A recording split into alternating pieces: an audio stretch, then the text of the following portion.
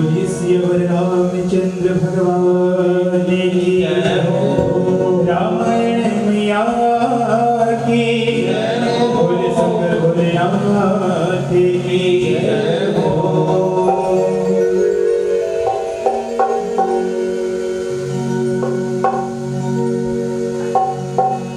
शिव समान गाता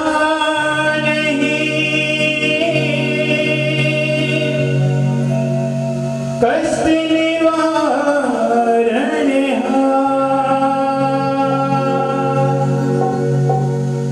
और लज्जा मोरी राखियो नंदी के असवा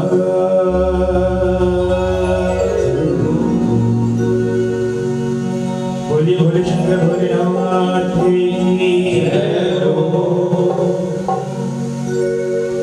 जी लेंगे सरकार तेरी सरकारी में, जी लेंगे सरकार तेरी सरकारी में, हमें रख लेना श्री राम तेरी दरबारी, हमें रख लेना श्री राम तेरी दरबारी में। जी लेंगे सरकार तेरी सरकारी में, जी लेंगे सरकार तेरी सरकारी में, जी लेंगे सरकार तेरी सरकारी में, जी लेंगे सरकार तेरी सरकारी में।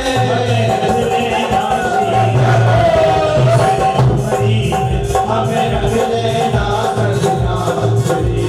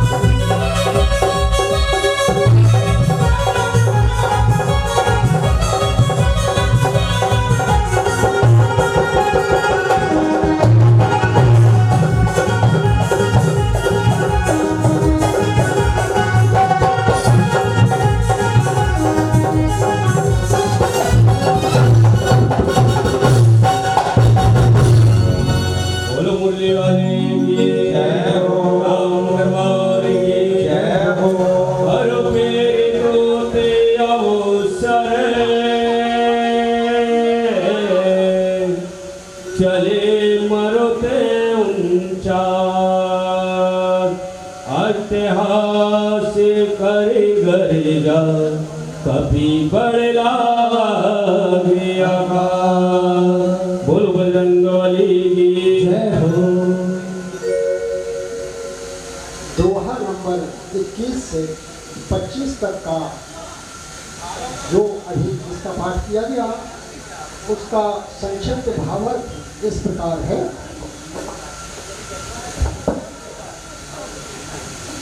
जब रावण के दरबार में हनुमंत लाल जी को बांध करके ले जाया गया तब रावण ने कहा कि रे मूर्ख बानर, किसके बल पर तूने इतना उपद्रव किया? हमारे निश्चय के ही अपराध, उन्होंने कौन सा अपराध कर दिया था? तब हनुमान जी ने बड़े प्रेम से भगवान की पूरी कथा बताई और भगवान का प्रताप बताया कि हे रावण, जिसके बल पर पूरा संसार चल रहा है, जिसके बल पर शेष जी ने पर्वत और वन सहित समस्त ब्रह्मांड को रखा है, इन्हीं के बल से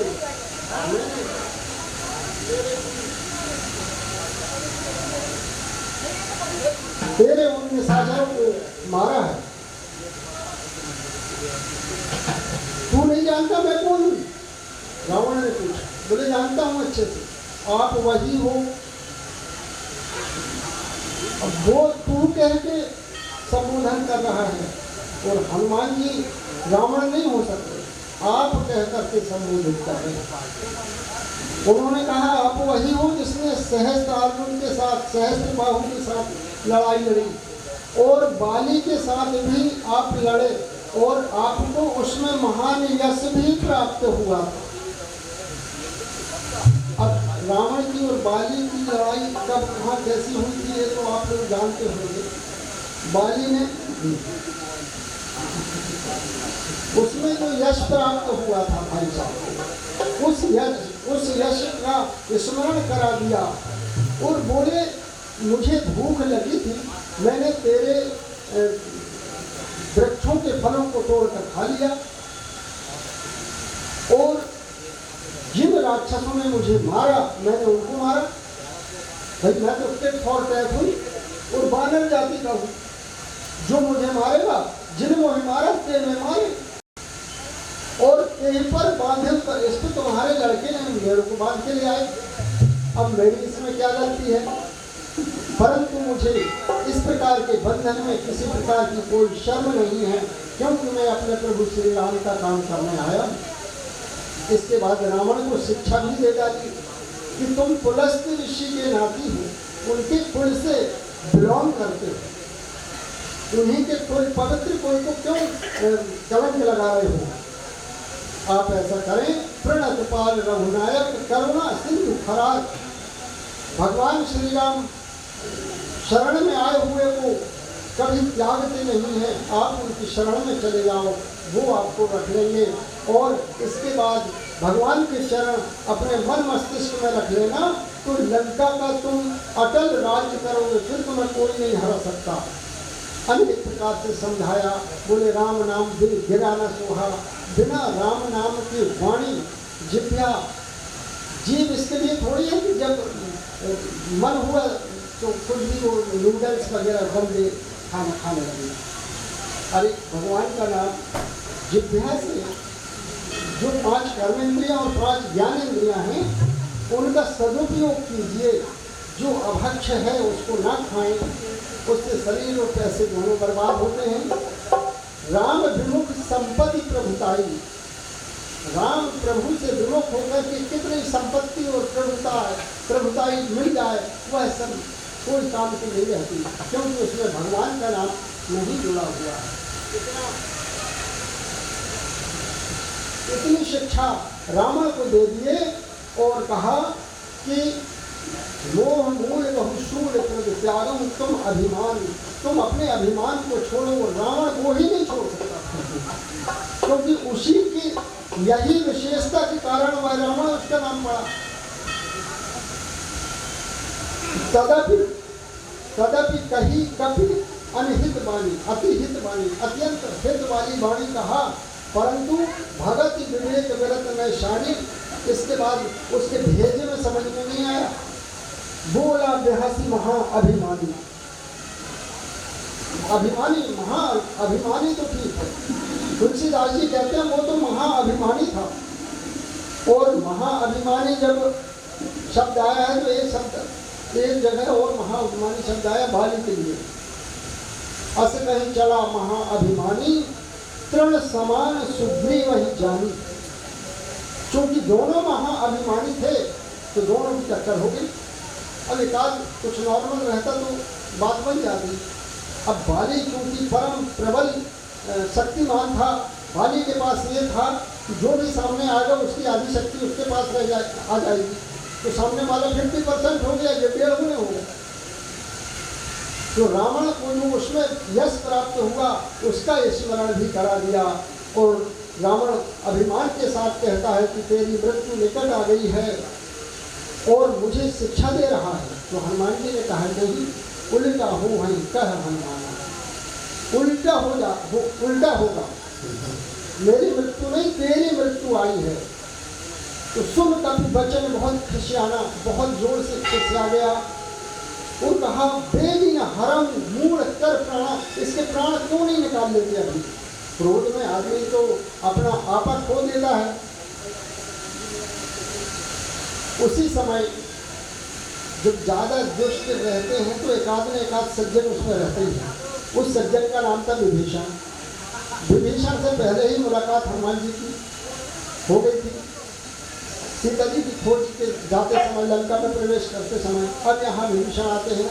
विभीषण जो है उस मंत्रिमंडल के सेक्रेटरी थे, सचिव थे। जब वो सचिवन सहित विभीषण आए तो उन्होंने कहा कि अपने भैया से निवेदन किया कि महाराज नाई शीश कर विनय बहुता, अत्यंत बहुत विनय के साथ बोला कि नीति विरोध न मारिय दूता, नीति के विरोध है किसी दूत को ना मारा जाए। भाई वो तो चिट्ठी लेके आया है पोस्टमैन, अब मान लो वो चिट्ठी में उठपटांग लिखा है तुम पोस्टमैन को मारने लगो, तो ये नीति के विरुद्ध है। जिसने भेजा है उससे बात करो ना। तो आन दंड कछु करी गोसाई बोले अपने लंका के संविधान में ये है कि किसी प्रकार का छोटा मोटा दंड इनको दे दिया जाए और इनको बहा दिया जाए। हनुमान जी तत्काल समझ गए कि धीरे धीरे शारदा मैया इनके बुद्धि में बैठ रही है, क्योंकि शारदा मैया का बड़ा भारी काम रहा है। अयोध्या कांड में भी शारदा की प्रेरणा से ही 14 वर्ष का वनवास हो गया था। आज होने वाला राजतिलक और वनवास हो गया, वो शारदा मैया की प्रेरणा से हुआ। यहाँ भी शारदा मैया हनुमान जी समझ गए। तत्काल हनुमान जी ने अपनी पूंछ ऐसी उठाई और ऐसा माथा से लगाया, ऐसा चूमना शुरू कर दिया। सारे जितने मूर्ख निशाचर थे वो सब सोचने लगे कि अरे यार इसको इस अंग से बहुत ज्यादा प्यार है। अब सोचने की बात है कि रावण को पूंछ में आग लगाते समय अपनी बहन शूर्पणखा की याद नहीं आई, नहीं तो वो कह सकता था कि इसके नाक कान काटो भगत। मगर बुद्धि तो है शारदा माई की। उन्होंने कहा कि कभी के ममता पूंछ पर, बोले वानरों की जो जितनी मोह ममता होती है अपनी पूंछ पर होती है। सब ने निर्णय लिया, बोले इनकी पूंछ में तेल डालो, कपड़े बांधो, तेल डालो, इसके बाद आग भी लगा दो और जब ये चारों तरफ गिर गिरा के घूमेगा, जब इसको अग्नि लगेगी तब बड़ा मजा आएगा। इस उद्देश्य से उन मूर्खों ने पूरा स्थिति बना ली और बोले जब पूंछ जल जाएगी तो ये पुचकटा हो जाएगा और जब पुचकटा बानर अपने स्वामी के पास जाएगा तो अपने आप नीचे सिर करेगा और लज्जित होगा। इस प्रकार से चंदा होने लगा, तुम कपड़े ले आओ, तुम घी ले आओ, तुम तेल ले आओ, तुम ये ले आओ, ऐसी स्थिति आ गई। और हनुमान जी ने जो है अपनी पूंछ बढ़ाना शुरू किया, कपड़ा लपटना शुरू हुआ। पूरे लंका में जितना कपड़ा था, जितना तेल था, जितना घी था, सब लग गया। रहा ना नगर बसन घृत तेला। बाढ़ी पूछ तीन कप खेला। हनुमान जी को तो फेल हो गया। अब जितने पूर्ववासी थे सब आए और कौतुक बस, अभी तो आनंद आ रहा है उनको, कौतुक बस कौतुक कह आए पूर्ववासी मारई चरण। हनुमान जी को लात मार रहे हैं, बताओ मूर्ख। मगर मेरी सोच तो यह है कि उनका स्पर्श हनुमान जी से हो गया, वो उसी समझ कर गए। ये अपन क्यों सोचे कि हमारे इष्ट देव को मार रहे हैं, चरण प्रहार कर रहे हैं, ऐसा अपन क्यों सोचे। परंतु लिखा है कि मारई चरण करें बहुहासी, ढोल बजने लगे, सब ताली देने लगे। और इसके बाद एक ने हनुमान जी को पकड़ लिया और पूरे लंका में घुमाने की तैयारी करने लगे। पर हनुमान जी तो हनुमान जी हैं, उनका कनक भूद्राकार शरीरा बहुत बड़ा शरीर था, तत्काल छोटे रूप हो गए और पूंछ हो गई बड़ी। और खट से छोटा बानर तो बानर है, इस डाली से उस डाली, उस डाली से उस डाली, वहाँ पर एक से एक अटारियाँ थी। हनुमान जी फट से निरुक चढ़े कनक अटारी, भई सभी निशाचर नारी, जितनी निशाचरों की नारियाँ थी वो डर गई और इस अटारी से उस अटारी में जाकर के घूमने लगे। और उसी समय 49 प्रकार के पवन चलने लगे, झंझावात चलने लगी, बड़े बड़े उल्टी हवाएं चलने लगी। क्यों चलने लगी? अरे किसी के पिता अपने पुत्र को कष्ट में देख करके वो कैसे चुप रह सकते हैं। हनुमान जी के पिताजी कौन थे? वायुदेव ही तो हैं। तो जैसे ही 49 प्रकार के पवन चले, इसके बाद अट्टहास कर गर्जा कपि बढ़िया आकाश। इसके बाद बहुत अट्टहास से गर्जना किया और आकाश जितने ऊंचे हो गए। इस प्रकार से ये 25 में जो है आज संक्षिप्त में कहा गया। आगामी आदरणीय श्री गणेश प्रसाद जी पटेल, इनके द्वारा आगामी 5 दोहों का संपन्न होगा।